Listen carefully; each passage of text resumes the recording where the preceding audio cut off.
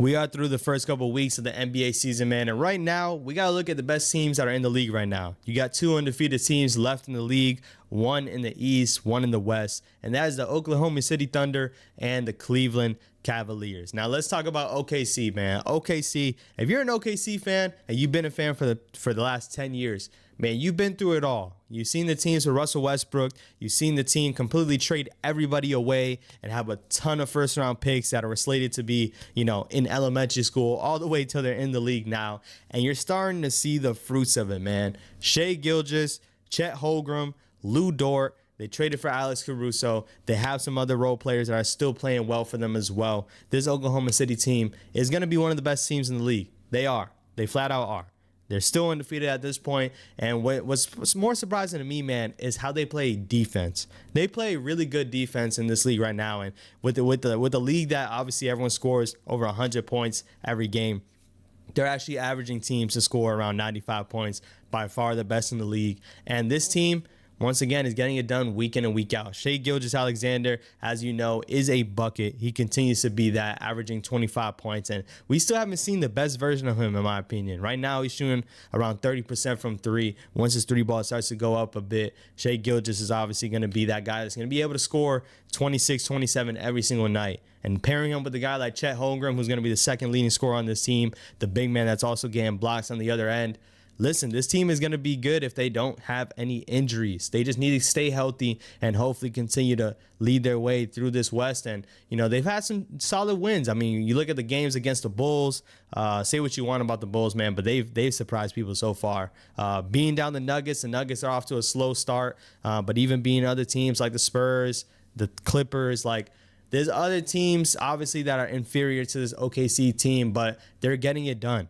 Other teams are losing to teams that they probably shouldn't. I mean, we look at the Celtics, and I'm not going to bash the Celtics, even though I'm not a big Celtics fan.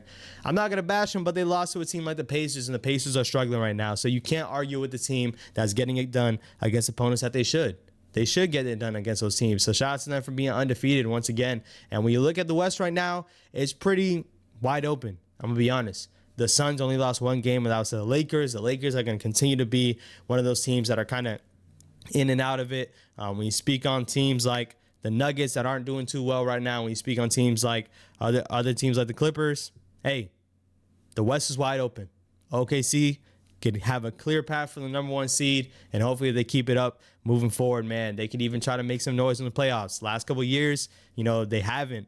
They gotten beat by other teams in the playoffs. Hopefully they continue in this trend. Shout out to OKC.